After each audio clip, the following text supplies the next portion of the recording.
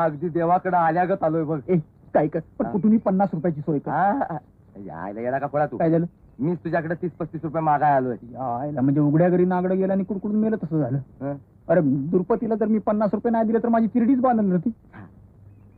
जेव्हा मी सुंदराला पण कबूल केलं होतं की एक साडी आणीन म्हणून. राम राम मालक. राम राम.